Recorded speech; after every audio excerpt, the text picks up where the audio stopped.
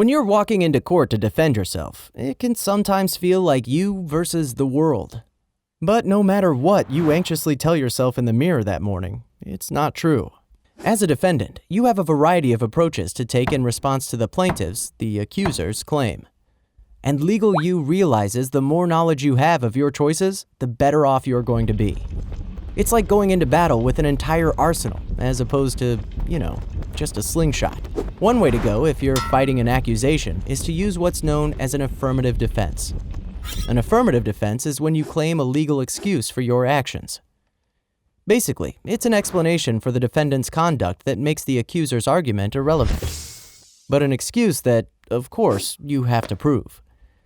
Now, there are many different types of affirmative defenses in all types of cases, literally dozens, including ones with names such as fraud in the inducement, cardinal change, and something called ESTOPPEL, which sounds more like a European pastry than a legal device.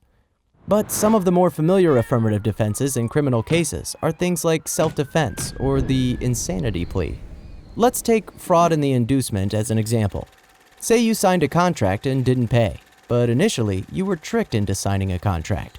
If you're able to show in court that you were tricked, then the signed contract doesn't matter.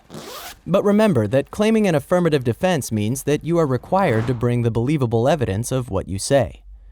The lawyers call this having the burden of proof. So it's important to use affirmative defenses strategically. Getting the right information and doing proper research will prepare you for that, and put you in the best position to defend yourself.